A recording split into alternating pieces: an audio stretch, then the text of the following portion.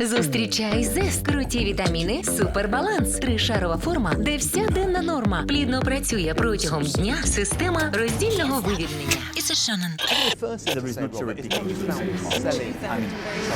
Зазвичай офіційні інтерв'ю вищого військово-політичного керівництва будь-якої країни актуальні лише короткий час. А потім забуваються, адже з'являються нові інфоприводи. Зовсім інша історія – інтерв'ю керівництва воюючої країни, записані під час війни. Тут вже кожне слово і відповідь стають не просто цитатами, а світовою історією. Саме спираючись на інтерв'ю воєнного часу, історики описуватимуть наш воєнний період для наступних поколінь. Ми залишаємось точно, ми захищаємо, так. Саме ці цитати потраплять до підручників історії у всьому світі. Якщо зараз ми не знищимо цього ворога, будемо знищені ми. Ми готували інтерв'ю для фільму «Рік» з приводу повномасштабного вторгнення Росії в Україну. Це були дуже складні в організації зйомки. Все, далі знімати не можна. Адже кожен із героїв – людина, яка керує обороною країни і не має вільного часу. Для того, щоб знайти час на інтерв'ю, ми за вами вже сутки їздимо. Кожен з цих людей – ціль для ворога. Кожного з них намагаються вбити. Інакше кажучи, матеріал унікальний. При цьому багато надважливих відповідей та історичних фактів не потрапили у фільм, бо інакше він був би 10-годинний. Ми не маємо права залишати таке надважливе відео в архівах. І зараз показуємо те, що лишилось за кадром. Можемо? Плюс? Що може змусити Буданова плакати? Ну, мені боляче. Як Резніков літав до Білорусі на перемовини з Росією, розуміючи, що може не повернутися. Ми через окуповану частину до них заїдемо. Кого із російських військових поважає Залужний? Це сильний ворог. У чому СБУ випереджає світові спецслужби? Самі топові західні спецслужби, вони казали особисто мені, ми у вас вчимося. Чи надходили пропозиції здатись до Офісу Президента? Я був свідком і є людиною, яка знає, кому, як і хто робив такі пропозиції. Що ще є у тому місці, де президент мешкає з початку повномасштабної війни? Всі символи перемоги мені хтось давав. Користуватись на час або назавжди. Як ми потрапили у спецпотяг до президента? І взагалі, цей потяг кудись їхав? Чи, як кажуть коментатори в інтернеті, просто стояв у депо? Дивіться найцікавіші моменти, які не потрапили до фільму «Рік». Інтерв'ю, які допоможуть написати нашу історію.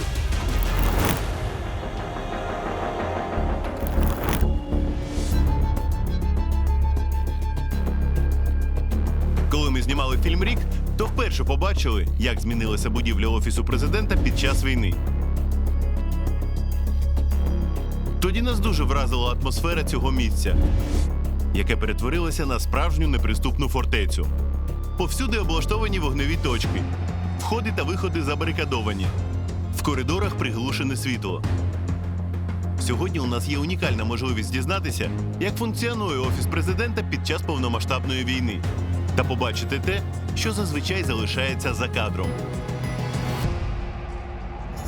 Про нові воєнні порядки на Банковій та таємниці, про які вже можна говорити, спілкуємося з керівником Офісу Президента Андрієм Єрмаком. У фільмі «Рік» ми підняли тему обміну військовополоненими. Але функціонал цієї людини набагато ширший. Тому у нас ще залишилось багато запитань, які хочеться йому поставити.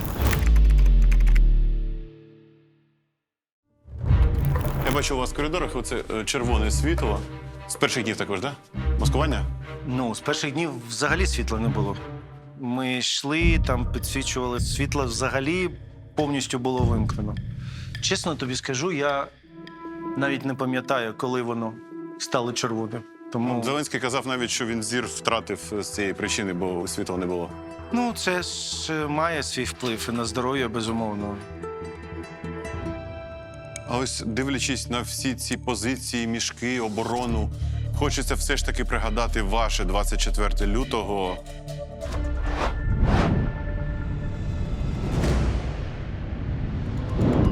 Я приїхав другий після президента, він був вже у себе в кабінеті, і він мені сказав, ну бачиш, почалося. І після того вже на якісь там емоції вже часу не було. Це були рішення, це були дзвінки, перше звернення, і потім треба було дуже швидко все організувати. Коли полетіли ракети, пішли колони. Було відчуття таке, ніби ти не знаєш, росіяни вже в Києві чи не в Києві. Ви пам'ятаєте, коли от такий вакуум був трошки інформаційний, де вони? Ми мали чітку інформацію, що відбувається від військових і від розвідки і так далі, і вже з цього будували свої дії.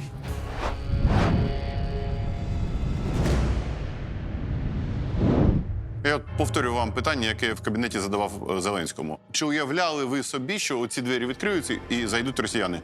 Уявляв. Ми знали, що в нас є і на нас є, і де вона знаходиться зброя. І ми уявляли, що в самий критичний момент, що ми будемо робити, як і всі, ми би до останнього би боролися. А далі було б як було. Я пам'ятаю це відео, коли ви з президентом... Всі тут? Всі тут. Всім добрий вечір. Лідер фракції тут, голова Офісу президента тут, прем'єр-міністр Шмигаль тут, Подоляк тут. Я до чого веду? Ви вийшли на двір. Да, отут. Ви, напевно, пам'ятаєте історію Джохара Дудаєва, якого шукала Росія, намагалася вбити. Він вийшов поговорити по телефону, і просто в нього в телефон прилетіла російська ракета. Скажу чесно, ми думали про те, що знов-таки російська пропаганда, яку підхоплювали хтось там з наших політиків і так далі, почали говорити: та ні, Зеленський все ж таки поїхав, та ні, їх немає в Києві і так далі. Для нас було важливо показати, що ми в Києві, що всі на місці, щоб дійсно люди знали правду. Ні про які ракети ми в той момент не думали. Навіть вже після декілька тижнів, коли ми там отримували інформацію, скільки ДРГ, наприклад, знімали квартири тут навколо будинків і так далі. До речі, так, я коли прийшов сюди, я подивився, що навколо є житлові будинки, і вікна просто на офіс виходять. Да. Там міг орендувати квартиру снайпер, наприклад. Дмитро, якщо про це думати, то можна трошечки там... По-перше, це аморально думати про свою безпеку, коли сьогодні, от саме в цю секунду, коли ми розмовляємо, йдуть бої в Бахмуті. А їм що робити? Коли сьогодні хтось говорить, я говорю, якщо боїшся, заяву і пішов. Да, можуть вбити, але це така робота. Ми читали про замахи на Зеленського, на вас. Ми живі, значить, замахи були невдалими. Поїхали далі. Не можу не запитати, це питання людське, будь-хто його зрозуміє. Мама вам коли подзвонила вперше 24-го, і що вона сказала?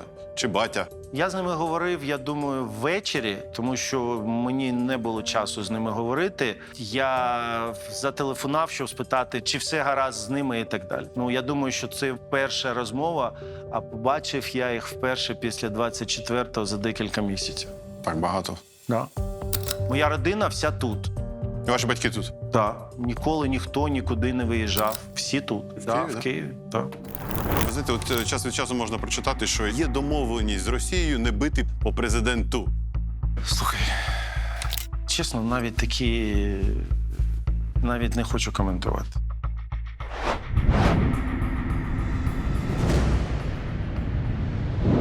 Я пригадав ось який факт, що багатьом впливовим політикам українським, наскільки мені відомо з моїх джерел, приходили 24-го смс-ки з пропозиціями. Наприклад, я бачив в телефоні у депутата народного смс-ку, яка прийшла йому 24-го числа вранці, і там було написано мовою оригіналу. Ти розумієш, власть помінялась, все тепер буде по-другому, прийми правильне рішення, переходи на нашу сторону, ми гарантуємо тобі і твоїй сім'ї безпечність і зберігання должності. Поступи розумно. Звичайно, ця людина не відповіла. Чи були такі смс-ки з пропозицією, так, умовно кажучи, здаватися 24-го? Ви знаєте, прийде час, можна буде сказати про тих, хто виходив з такими пропозиціями. Чому не зараз? По-перше, ті люди, які робили такі пропозиції, повинні відповісти за законом. Тому що якщо вони робили такі пропозиції людям, які приймали рішення, то це є абсолютним доказом державної зради. Тобто ви так не напряму підтверджуєте, що смс-ки такі були? Я не сказав, що вони були мені. Я був свідком і є людиною, яка знає деякі факти, кому, як і хто робив такі пропозиції. Але я можу сказати, що, ви знаєте, війна – це ж такий великий іспит. І проходять цей іспит не всі.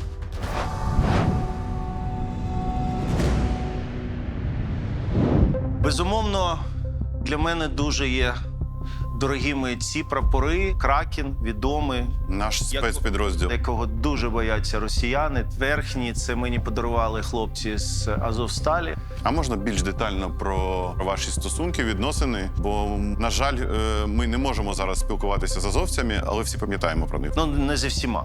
Є частина людей, які знаходяться в Україні, є 5 командирів, які залишаються в Туреччині. Якщо говорити про той обмін, він дійсно був дуже такий знаковий і дуже важкий. Чому? Тому що треба було скоординувати наших турецьких партнерів, домовитися про цю формулу, що вони нам гарантують повністю їх безпеку, що вони гарантують, що ніяких провокацій не буде відбуватися. І це я робив напряму з керівником їх розвідки. Тут я був на зв'язку з Малюком, з Усовим. В Туреччині знаходився Денис Монастирський-Буданов. В Еріаді знаходився Умеров. І співробітники СБУ знаходилися в Польщі. Сам цей день, я його дуже гарно пам'ятаю, він почався там десь в 6 ранку. Все пішло трошечки не за планом, була затримка. Перша частина обміну, яка відбувалася на українській території, повинна була відбутися коло обіду. Відбулася в 7-й вечора. І наші хлопці, представники Малюк, Усов, вони приїхали до місця, і 5 годин жодного зв'язку не було, ніхто не з'являвся. У той же час відомий політик знаходився в літаку в Польщі. Була домовленість, що будь-який рух відбувається тільки коли ми отримаємо підтвердження, що наші хлопці забрали в Туреччині. Коли прилетів літак і сів в Анкарі російський, вони нікого не допускали. І, безумовно, знаючи, з ким ми маємо справу, я попросив Кирила, він під'їхав, вивели наших хлопців, там обличчя були закриті і так далі.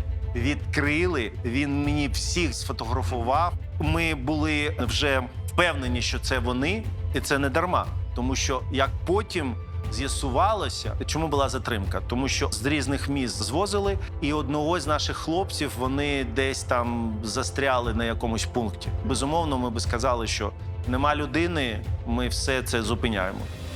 І тільки коли ми вже побачили хлопців, які прийшли до залу в аеропорту Анкари, тільки тоді от все це закінчилося біля 12-ї ночі.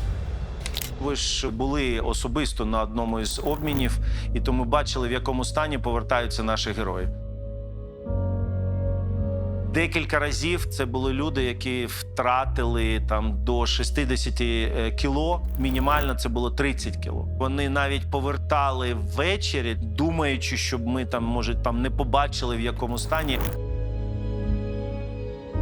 Як людина, яка це координує, я не можу собі дозволити емоції. Але як жива людина, безумовно, емоції іноді вони зашкалюють. Ну, тому що я знаю реальні історії, що пережили ці люди.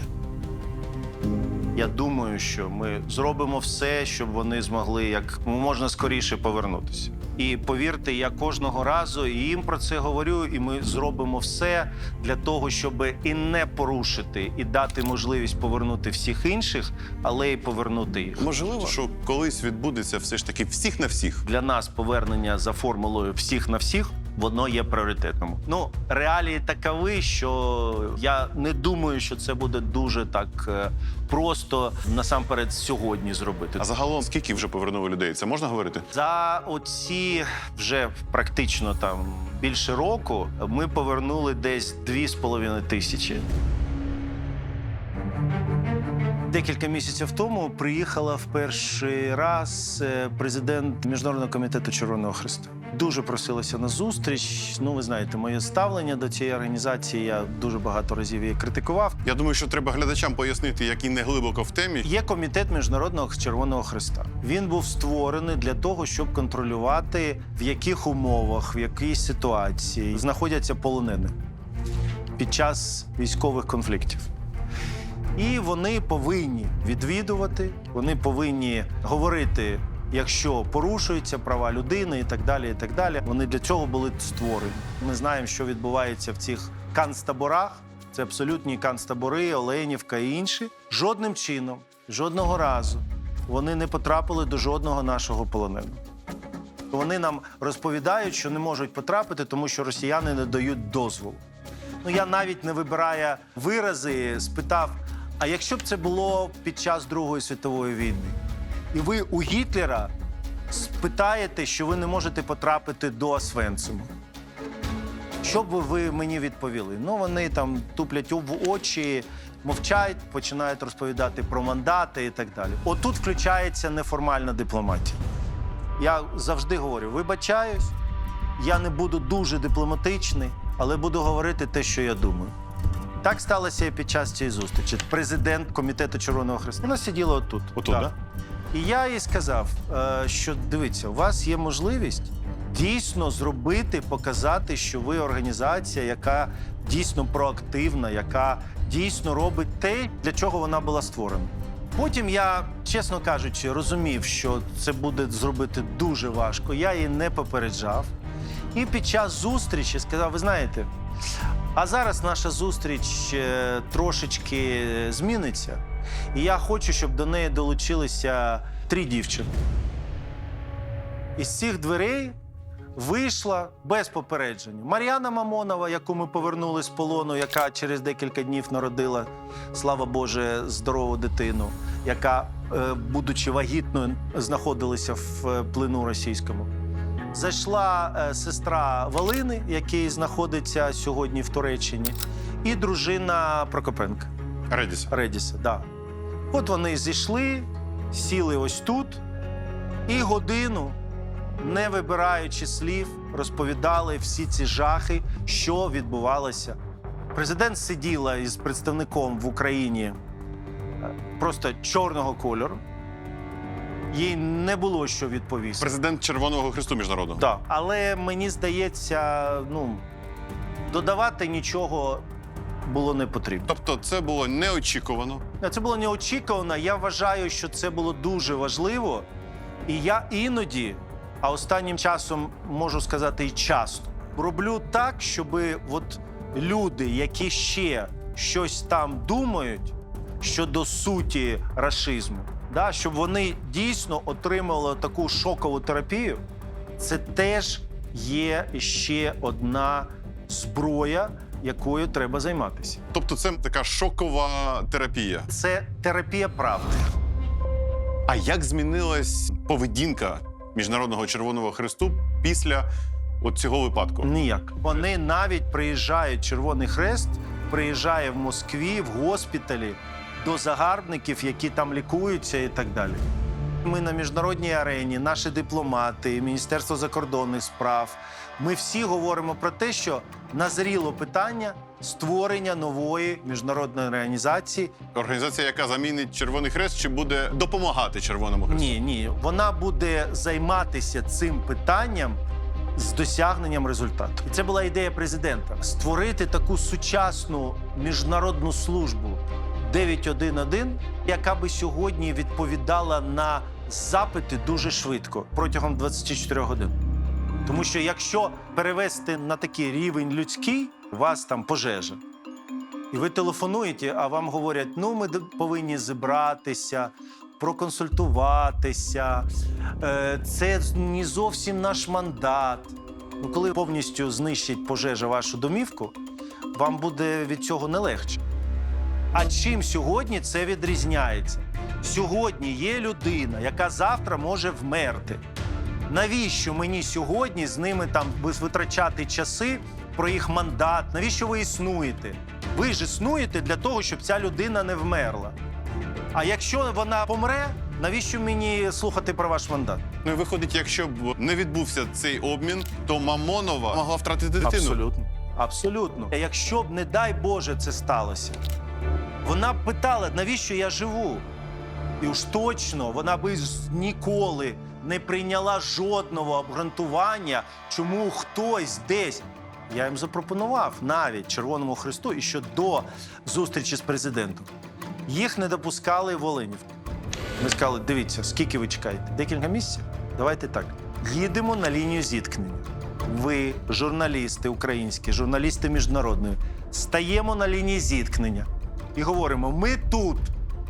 Ми будемо тут стояти, поки ви нам не дасте дозвіл. Ми сказали, ні, ми не можемо. У нас цього в мандаті нема. Я говорю, ви боїтеся? Я вам даю гарантію від держави. Ми вам дамо охорону, що ви будете на території України, яка сьогодні контролюється Україною. Якщо вас не пустять, за декілька годин або днів повернетесь до Києва. Ні. Бояться. Якщо бояться, треба працювати десь в іншій організації. І займатися іншою справою.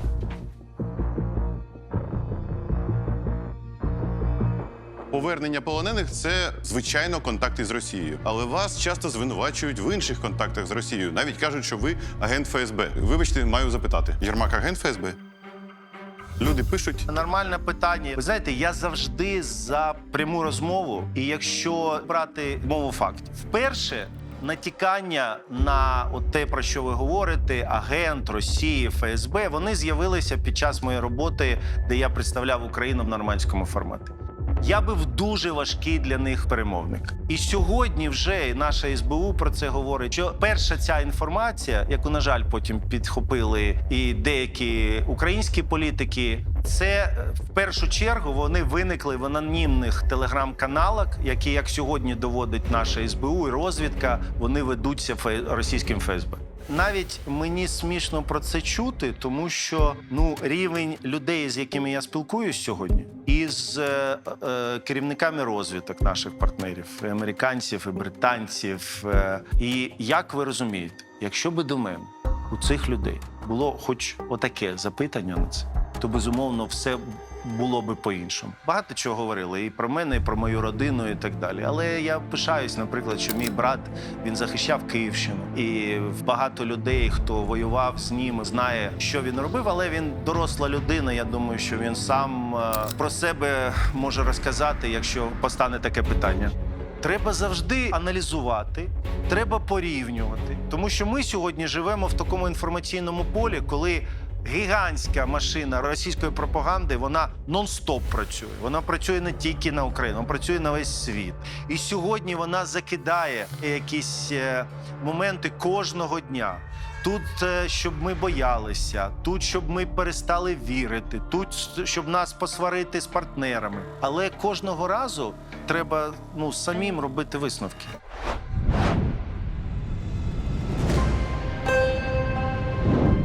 Ми спілкувалися з паном Резниковим, і він сказав, що він в WhatsApp особисто спілкується більше, ніж з 2 десятками міністрів оборони інших країн.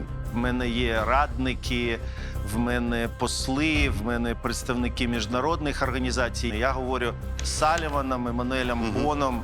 Це особисті контакти на безумовно. Іноді я можу написати, в мене є прямі контакти. З Саліваном ми розмовляємо вночі, зранку, пишемо. Тобто це відбувається постійно. Військова дипломатія, така, можна сказати. Так, це військова дипломатія, і, безумовно, вони розуміють, що якщо я їм телефоную або пишу, я їм дуже вдячний, що відповідь приходить дуже швидко. Під час війни у нас немає часу на протокол, чи не так? Безумовно, сьогодні ми відчуваємо, кожна година, вона коштує життям нашим хлопцям. Взагалі, за правилами. Наприклад, візит до такої країни, як Німеччина або Франція, готується декілька місяців. Сьогодні в нас цього часу немає. Сьогодні іноді ми готуємо з точки зору безпеки і всього іншого декілька днів. Але ефект і результат повинен бути навіть більший, ніж він міг би бути в мирний час. Я ж колись розповідав, що навіть перші місяці, коли було дуже важливо, щоб дійсно вони всі відчули, що тут відбувається, я відправляв вночі, в мене було там 40-50 адресатів в Білому домі, в Лондоні, в Парижі, в Римі, в Берліні. І я відправляв ці жуткі фото і вбитих людей, вбитих дітей. І я розумів, що це такий, дуже відвертий спосіб. Але я їм вдячний, і потім після декількох місяців, коли ми мали вже там особисті зустрічі, я не те, що вибачався, але говорив про те, що чому я це робив. Я можу сказати, що там 90% людей вони відповідали, вони реагували, і я думаю, що це теж формувало їх ставлення. А це в цьому місці були історичні підписання документів? Тут. Це відбувалося отут, на цих сходах.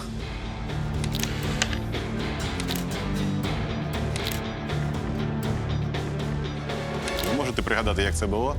Я пам'ятаю, що коли виникла ця ідея зібратися і написати ці звернення разом, президент, спікер, прем'єр про надання статусу кандидата, то, безумовно, було багато скептиків. Багато хто вважав, така піар-акція, там підписали, там щось зробили. Думаю, мало хто вірив, що це можливо. Сьогодні вже ніхто не обговорює, що можливо, неможливо. Сьогодні обговорюють, як і коли. Коли ми будемо в НАТО і в ЄС? Я думаю, набагато раніше, ніж всі вважають. Ми повинні абсолютно з новою філософією будувати наші відносини. 30 років ніхто не займався Латинською Америкою. Ніхто не займався, як треба займатися Африкою.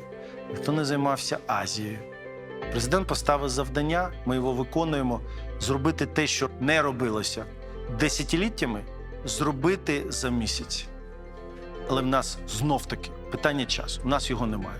Тому ми робимо сьогодні і зараз.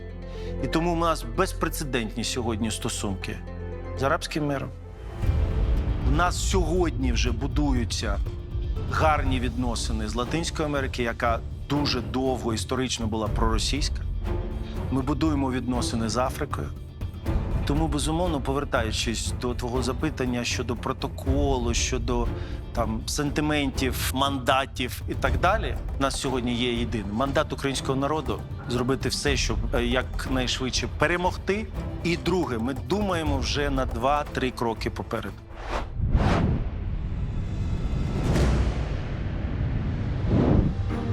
Хочеться запитати про ваш функціонал в офісі. Виконуючи завдання президента, а сьогодні президент є верховним головнокомандувачем, це великий блок, тому що сьогодні він очолює Ставку, Ставка приймає всі військові рішення. А щоб сьогодні ці військові рішення виконувались, нам потрібна зброя. Якщо нам потрібна зброя, це колосальна системна робота з партнерами, з третіми країнами, які сьогодні не говорять про це публічно, але надають нам цю зброю. Це один блок. Інший блок, безумовно, є координація. Ще раз, ми не влізаємо в функціонал ні уряду, ні, безумовно, Верховної Ради, ні будь-яких інших міністерств, відомств, організацій і так далі.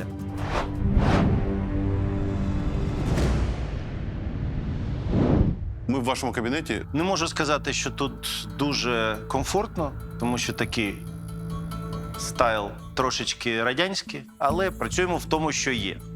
Безумовно, тут є декілька таких дуже дорогих мені деталей. Це така маленька копія Бенксі. І хотів би згадати нашого друга, колегу Дениса Монастирського. Це він мені подарував на день народження. Дуже така символічна, на мій погляд, картина. Це східні єдиноборства, і маленький хлопчик завалює великого суперника. Да. І це плюс-мінус те, що зараз відбувається в Україні. Що у вас там за кімната? Тут така кімната, Це просто кімната переговорів? Ні. Кімнату переговорів ми зараз підемо. Тут передбачаю, що вона була як кімната відпочинку. Ось я бачу тут одяг. Це ви просто тут складаєте речі свої? Да. Вибачте, будь ласка, за неприбраність. Так. Творчий. Да. Приблизно схоже на те, що ми бачили у президента. Житловий комплекс такий. Да. Прошу. Дякую. Це приймальня. Доброго дня. Да, це приймальня. А куди ми зараз Хлопці, переходимо? дівчата.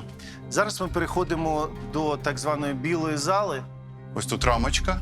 Тут відбуваються перемовини, не тільки мої, тут перемовини відбуваються і у заступників моїх. Не можу не запитати, про цей стиль. Як ви ставитесь до цих люстр, Погано. хрусталю? Погано ставлюся. Ще раз, я тут нічого не змінював. От як воно було, отак воно залишається. Сьогодні взагалі це було б нелогічно щось робити. Треба, слухай, є стул, є стол, є папірець, є ручка, все, що потрібно. А буває таке щось, ви зробили щось важливе, потім відкриваєте пресу, читаєте «Зеленський хороший, Єрмак поганий». А це для мене це головна моя ціль. Моя робота – забезпечити діяльність президента. У мене немає і ніколи не було самостійної якоїсь там політичної платформи, кар'єри і так далі. А тобто ви не плануєте Що? в президенти? Ні, я не планую в президент. І ніколи не планував. Я вважаю, що в нас найкращий президент за всі роки незалежності України. Я пишаю, що я працюю з цим президентом. Я ще раз повторю, я прийшов з цим президентом і з цим президентом піду.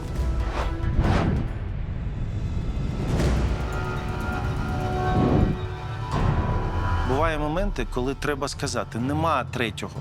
Сьогодні Україна – це добро, Україна – це світло, а це зло, 100%. Немає добрих руських, поганих руських. Сьогодні вони всі відповідальні. Всі, 100%. 100% населення Росії відповідальне за те, що вони роблять в Україні. Є різна ступінь відповідальності. Є вбивці, які повинні повністю відповісти за своє вбивство.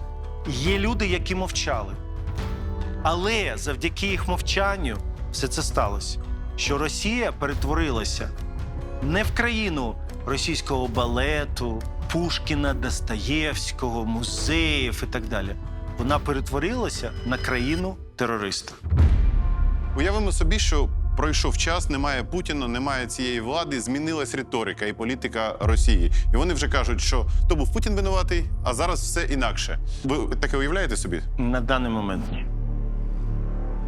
Я думаю, що це і неможливо, тому що це ж велика країна. І сьогодні, щоб Путін мав можливість робити те, що він хоче, для цього були створені умови. Ну ви ж розумієте, що сьогодні все дуже просто. Якщо людина не погоджується сьогодні з політикою Путіна, якщо людина це засуджує, реально засуджує, не на словах, а реально засуджує, не думаючи про санкції чи про щось інше. Російський паспорт. Це зрозуміло, що ти відрізав для себе шлях назад. Після 24-го вже не можна бути і там, і там. Світ розділився на добро і зло. Дуже важливо, щоб кожен російський солдат, який прийшов на українську землю, знав його діти, його дружина, його родина. Вони всі повинні бути персонами нон-грата в цивілізованих країнах. Тому що є такі випадки, і про це говорила і наша розвідка, і Служба безпеки, і так далі, коли дружини російських солдат телефонували їм, підборюючи їх вбивати, гвалтувати, забирати речі з домівок українців. І в той час вони знаходилися або в Європі, або в інших країнах. Уявіть собі, в цій родині є діти. Діти чують, як їх мати говорить з батьком, який пішов вбивати. Вона йому дзвонить, говорить всі ці речі, якою виросте ця дитина. І ви хочете, щоб за 15-16 років вони поїхали там в якусь європейську країну. Він піде там до коледжу, до університету. Ви хочете, щоб він, маючи там зброю, як це іноді трапляється, ну просто йому хтось не сподобався, він почав вбивати там в коледжі або там на вулиці і так далі. Тобто він росте в цьому менталітеті. Угу. І якщо ви хочете захистити своє майбутнє, ви повинні приймати СІСА. А вони повинні знати. Їх діти не можуть сьогодні навчатися за кордоном. Вони персони нон-грата, вони діти-вбивці. Російський паспорт – чорна мітка. Абсолютно. 100%. Який має пройти мінімальний час, щоб хоч який діалог пішов? І як ви собі уявляєте відносини, умовно кажучи, за 10, за 20 років Це можливо чи ні? Буде дуже важко. І все буде залежати від влади, яка буде в Росії, і через який шлях очищення і відповідальності пройде Росія. Після Другої світової війни пройшло багато років. І ви знаєте, що відповідальні країни все ж таки і виплачують компенсації, і просять вибачення навіть після 80 років. І буде така ж ситуація з Росією. Ми не пробачимо і не забудемо нічого. І я вважаю, що ми маємо абсолютне повернення фашизму, рашизму за 80 років. Він нічим не відрізняється. Ви ніколи не могли уявити, що ми станемо свідками фільмів про Другу світову війну, всіх цих концтаборів, знищення міст, знищення людей і так далі. Але це сталося.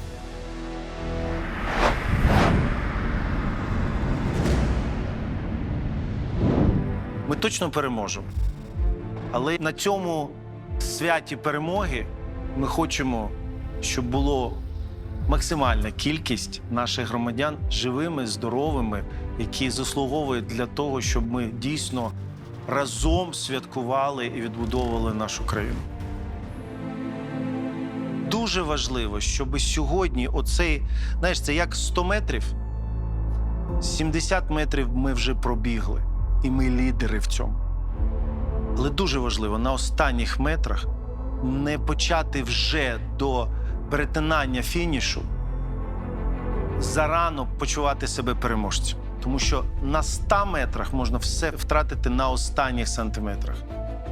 Нам треба триматися, ми точно будемо переможцями, але треба, щоб ми максимальну кількість людей зберегли, щоб ми повернули всіх наших людей з полону. І повірте, що ця робота вона не зупиниться, поки всі ці завдання не будуть виконані. Всіх наших дітей незаконно депортованих і так далі. Сподіваюсь, що ми з вами випадково зустрінемось в Криму, коли я буду знімати деокупацію. З задоволенням.